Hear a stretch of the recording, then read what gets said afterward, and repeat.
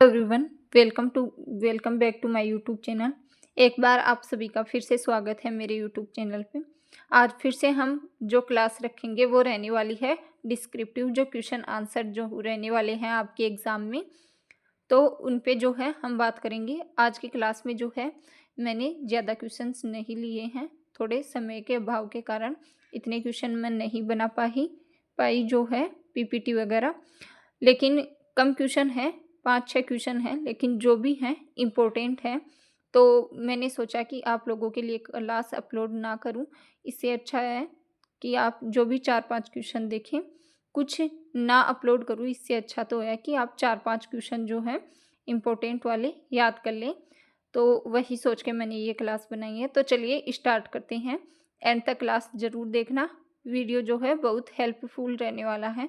I hope आप सभी को जो है ये क्लास पसंद आए। तो चलिए क्लास स्टार्ट करते हैं। पहला प्रश्न है, इम्पोर्टेंट प्रश्न है, आप लोगों से पूछ सकते हैं। हेलन केलर कौन थी? बधिरांध महिला थी, मैंने पहले भी बताया था। कहाँ जो इन्होंने है सर्वप्रथम स्नातक यानी बीए की डिग्री जिसे हम बोलते हैं, बधिरांध महिला पहली विश्व में जिन्होंने पूरी की थी। तो आप लोगों से प्रश्न पूछ सकते हैं। हेलन केलर पर जो है संक्षेप में जो है आप लोग टिप्पणी लिखिए। तो आप लोगों को बस इतना ही पता है ज़्यादातर को कि ये बीए की डिग्री जिन्होंने सर्वप्रथम की, वो भी आप लोगों ने एमसीक्यूज में देखा, हेलन केलर और बधिरांध महिला थी। उसके अलावा टिप्पणी पूछ ले तो आप लोग क्या लिखेंगे? तो चलिए देखते हैं। हेलन केलर आप लोगों को ऊपर हेडिंग डाल देनी है, फिर आप लोगों को लिखना स्टार्ट करना है। हेलन केलर का जो जन्म है 27 जून 1880 को जो है टस्केम्बिया, अलबामा संयुक्त राज्य जो है अमेरिका में हुआ था। इनके पूरे नाम की यदि हम बात करें, हेलन केलर का जो है पूरा नाम हेलन एडम्स आएगा, यहाँ पे एडम्स केलर था। ये जो है जल्दीबाजी में थोड़ा समय के अभाव में, जैसा कि मैंने बताया, तो थोड़ा टाइपिंग मिस्टेक हो जाता है। आप लोग इसको देख लेना, मैं आप लोगों को यहाँ पे करेक्ट बता दूंगी, जो भी वर्ड्स जो है गलत आएंगे। एडम्स केलर जो है यहाँ पे आएगा हेलन एडम्स केलर था। हेलन केलर के यदि पिता के नाम की यदि हम बात करें, आगे आएगा हेलन के पिता का नाम जो है आर्थर, आर्थर आएगा यहाँ पे, आर्थर केलर था, और वे जो हैं सेवा में अधिकारी के रूप में जो है कार्यरत थे। उसके अलावा यदि हम बात करें एनी आएगा यहाँ पे। एनी कौन थी आप लोगों को पता होना चाहिए, very very important question, MCQs में भी आप लोगों से पूछ सकते हैं। एनी कौन थी? एनी थी जो हेलन केलर है उसकी अध्यापिका का नाम था एनी, जिन्होंने उसको जो है पढ़ाया लिखाया। तो एनी ने क्या किया, यहाँ पे आएगा एनी ने हेलन केलर को जो है अपने तरीकों से शिक्षा दी। हेलन केलर ने न्यूयॉर्क के जो है राइट हेम्सन स्कूल में जो है संकेत भाषा की, और उन्होंने खुद को समाज सेवा में क्या कर दिया, समर्पित जो है कर दिया। और 1 जून 1968 की क्या हो गई, उनकी मृत्यु हो गई। तो मेन पॉइंट्स जो है आप लिख सकते हैं। इसमें यदि आप लोग एक्स्ट्रा से ऐड करें तो यह भी ऐड कर सकते हैं कि हेलन केलर की जो अध्यापिका थी उनका नाम जो है एनी था। ठीक है, अगला प्रश्न। नेक्स्ट क्वेश्चन है, इंपॉर्टेंट क्वेश्चन है वीआई वालों आपके लिए खासकर, या लो विजन वालों। प्रश्न है, भारत में सामान्यतः पाई जाने वाली आंख की किन्हीं 2 बीमारियों का नाम लिखिए या विस्तार से जो है समझाइए। जो आंख से संबंधित बीमारियां हैं, बीमारियों की यहाँ पे बात की है, जो है दोषों की बात नहीं की है कहीं। आप निकट दृष्टि दोष, दूर दृष्टि दोष लिख दो तो आंसर जो है आप सोचोगे फिर मैंने तो लिखा था लेकिन नंबर नहीं मिले, तो वो गलत हो जाएगा। यहाँ पे क्वेश्चन को आप लोग जो है ध्यान से पढ़ना। बीमारियां पूछी हैं, 2 बीमारियों के हम कौन कौन से आप जो है इसमें आंसर लिख सकते हैं। एक है ट्रेकोमा, एक है काला मोतिया। ट्रेकोमा क्या है? एक संक्रमण है जो आंखों को प्रभावित करती है। इसे जो है रोहे रोग भी जो है कहा जाता है, यहाँ पे आएगा रोहे रोग भी कहा जाता है।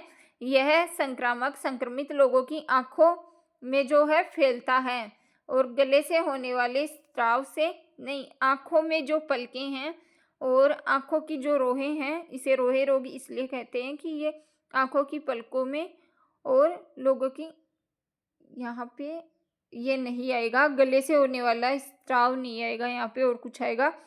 फैलता है, इसके सबसे बड़ा कारण क्या है? रुमाल जैसी संक्रमित चीज़ों का क्या करना है? इस्तेमाल करना है। यदि किसी का रुमाल जो है आँखों से होने वाला स्त्राव आएगा यहाँ पे, ना कि गले से।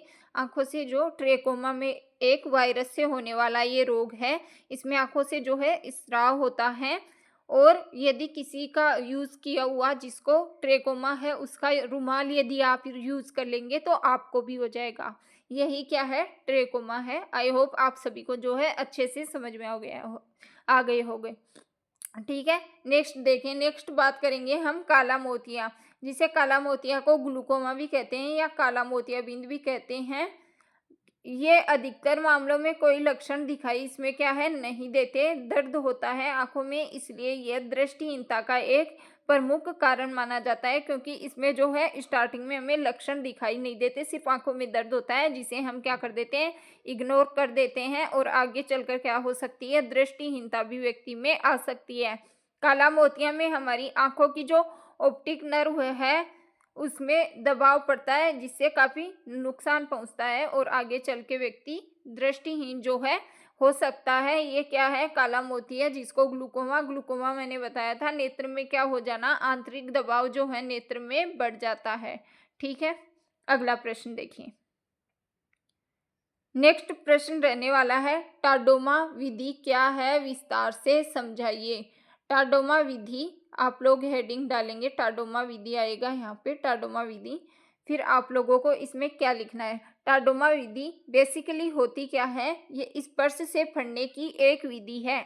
इसका प्रयोग करने वाला व्यक्ति अपना अंगूठा, वक्ता, वक्ता यानी जो बोल के उसे बता रहा है, ये विधि किसके लिए प्रयोग में की जाती है? जो बधिरांध व्यक्ति हो, बधिरांध बच्चे या व्यक्ति हो। बधिरांध कौन होता है? जिसको सुनाई भी नहीं देता और जिसको दिखाई भी नहीं देता। जैसे अभी हमने देखा हेलन केलर, वो कौन थी? बधिरांध महिला थी। उनके लिए ये स्पेशली जो विधि है प्रयोग में ली जाती है। इसमें जो बधिरांध व्यक्ति होता है, जो बोलने वाला दूसरा व्यक्ति होता है वक्ता, तो उसके मुंह पे क्या करता है? वक्ता के होठों पे अपना अंगूठा लगाता है और अपनी उंगलियां जबड़े पर इस प्रकार रखता है, बाकी की उंगलियां, कि वह वक्ता के गालों और गले को जो क्या करें? स्पर्श करें। वह बोलचाल की कंपन और होठों होठों के जो है पैटर्न को क्या करेगा? महसूस करेगा। इसे टेक्स्ट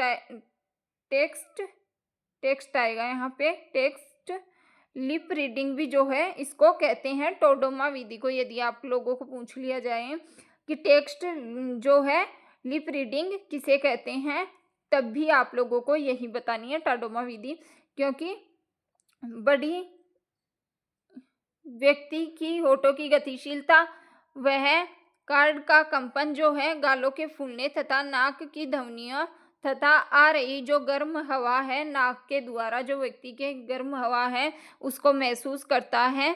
और संप्रेषण के लिए जो ये प्रयोग होने वाली महत्वपूर्ण विधि है, कुछ वर्ड्स इसमें कुछ ज़्यादा ही वर्ड्स जो हैं इनकरेक्ट लिखे हुए हैं। यहाँ पे मैंने आप लोगों को विधि अच्छे से समझा दी है। आप लोगों को एक बार फिर बता देती हूँ कि जो बच्चा है, बधिरांध बच्चा है या व्यक्ति है, वो क्या करेगा? जो वक्ता है उसके बोलने वाले होठों को तो है अपने अंगूठे से स्पर्श करेगा, बाकी की जो 4 उंगलियां बच गई उनको इस प्रकार से टच करेगा कि आधी जो है उसके गाल पे टच हो और आधी जो है उसके गले पे टच हो। तो वहाँ से क्या होगा? एक तो जो अंगूठा है उससे वो बोलेगा तो वो महसूस करेगा कि बोलने की क्या कोशिश कर रहा है, ये क्या बोल रहा है, तो वो महसूस करेगा। दूसरा, जो नाक से गर्म हवा आ रही है उसका आभास होगा कि कौन सा वर्ड बोलते समय कैसे जो है होठ मूवमेंट करते हैं। और एक क्या है कि जो वो गले को और गालों को टच करता है तो वहाँ पे मांसपेशियों का जो मूवमेंट है वो भी मैटर करता है। तो उसके माध्यम से वो बच्चे, जो बधिरांध बच्चे हैं, वो सीखते हैं। बाकी जो इनकरेक्ट वर्ड्स हैं आप लोगों को नहीं समझ में आ रहे हैं वो रहने दीजिएगा। ठीक है, अगला प्रश्न देखिए। अगला प्रश्न है दृष्टिबाधितों के प्रत्यय, यहाँ पे आएगा प्रत्यय निर्माण में आने वाली जो है कठिनाइयों को लिखना है। प्रत्यय निर्माण होता है किसी भी वस्तु का जो है विजुअलाइजेशन जो है बच्चे में कैसे बताते हैं दृष्टिबाधित, तो उनको जो है किन किन कठिनाइयों का सामना करना पड़ता है। जैसे उदाहरण देके बताएं कि दृष्टिबाधित बालकों को जिन्होंने कभी देखा ही नहीं कि हाथी है कैसे दिखता है, तो उसको हम किस प्रकार से जो है उसके मन में प्रत्यय बनाएंगे कि हाथी जो है इस प्रकार से दिखता है, हाथी इतना बड़ा होता है, उसके एक सूंड होती है, उसके जो है कान होते हैं।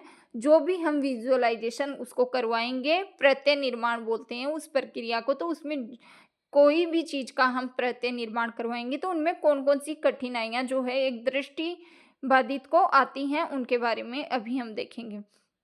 उन वस्तुओं के अस्तित्व के जानने में जिन्हें वे देख नहीं सकते। सबसे मेन पॉइंट वही हो गया कि उन वस्तुओं को अस्तित्व में जानने में जिनको उन्होंने कभी देखा ही नहीं है, वो देख ही नहीं सकते। दूर रखी वस्तुओं और व्यक्तियों का अवलोकन करने में, दूर में रखी है तो पास रखी है तो फिर भी स्पर्श करके या थोड़ा बहुत समझा सकते हो आप, लेकिन यदि कोई वस्तु बहुत दूर है और आपको बताना है तो क्या एक्सप्लेनेशन ज़्यादा देना पड़ेगा, यह जानने में कि उनकी उंगलियों के पहुंच के बाहर भी बहुत सा क्या है, संसार है। दो वस्तुओं के बीच में अंतर समझने में, जब भी वस्तुओं को बाहर छूकर खोजना हो। दो वस्तुओं को छूने में, जैसे आप बताएंगे कि ये बकरी है और ये भेड़ है, हमको दिखाई देता है इसलिए हम लोगों को जो है अंतर स्पष्ट मालूम है। लेकिन एक दृष्टिबाधित की हम यहाँ पे बात करें तो वो इतना जो है एकदम फिक्स, यदि बात करें तो वो इतना फिक्स अंतर नहीं कर पाएगा भेड़ और बकरी में। तो उसको फुल डिटेलिंग उसको इस जो है स्पर्श करा करा के हमें बतानी होगी। जो ज़्यादातर दो वस्तुएं सेम सेम होती है तब उनको जो है प्रत्यय निर्माण में ज़्यादा कठिनाई आती है, दो वस्तुओं के बीच में यदि स्पेशली अंतर समझना हो तो। ठीक है, यह समझने में कि वस्तुओं के नाम या लेवल भी जो हैं होते हैं, वस्तुओं के नाम जो हैं अलग अलग होते हैं, ये भी उनको बताना होता है। अगला प्रश्न देखिए, यहाँ पे आएगा ब्रेल वाचन को जो है तीव्र बनाने के लिए कुछ महत्वपूर्ण बिंदु बताने हैं। ब्रेल वाचन यदि हम बात करें, ब्रेल लिपि आप लोग जानते हैं दृष्टिबाधितों के लिए जो है उपयोग में ली जाती है। तो ब्रेल वाचन को तीव्र बनाने यानी जल्दी पढ़ने के जो हैं, जल्दी किस प्रकार बच्चा ब्रेल को जो है पढ़ पाए, इसके लिए कुछ इंपॉर्टेंट पॉइंट्स आप लोगों से पूछे गए हैं इस क्वेश्चन में। तो चलिए देखते हैं आप लोगों को कौन कौन से पॉइंट्स हैं जो लिखने हैं।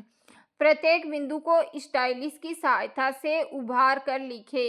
उभार कर लिखे मतलब जो ब्रेल स्लेट होती है, मैंने पहले भी आप लोगों को बताया इस प्रकार से होती हैं, सेल्स होते हैं, उसमें प्रत्येक सेल में 6 डॉट होते हैं।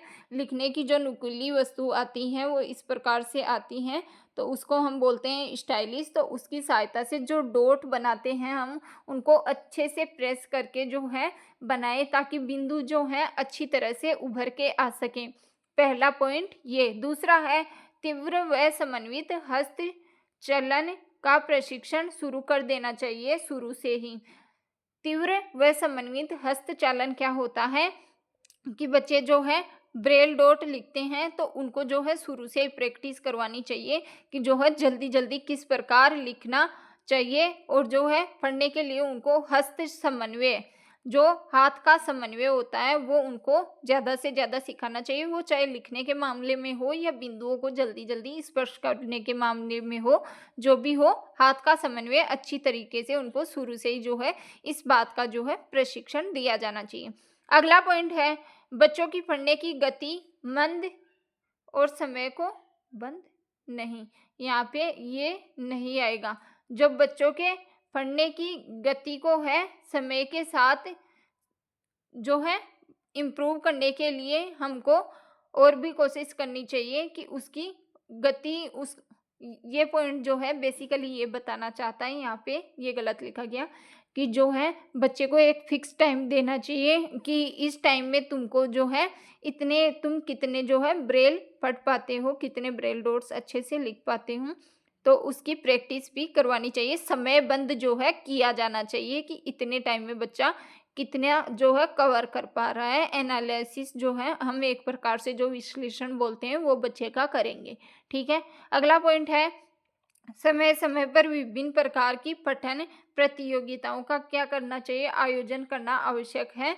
यानी हमें जो है कंपटीशन बच्चों के बीच में प्रतियोगिताएं रखनी चाहिए और उनको देखना चाहिए कि कौन बच्चा ज़्यादा स्पीड से पढ़ पा रहा है, कौन कितना स्लो पढ़ पा रहा है, तो उसका भी एनालिसिस जो है हम लोगों को करना चाहिए। ब्रेल दोनों हाथों से पढ़ाई जानी चाहिए इत्यादि दोनों हाथों से। क्यों? क्योंकि बच्चे के हाथ जो हैं बिल्कुल ही छोटे होते हैं, तो स्टार्टिंग से ही हम दोनों हाथों के लिए उनको प्रशिक्षण प्रदान कर देंगे तो आगे चल के भी वो दोनों हाथों से पढ़ पाएँगे।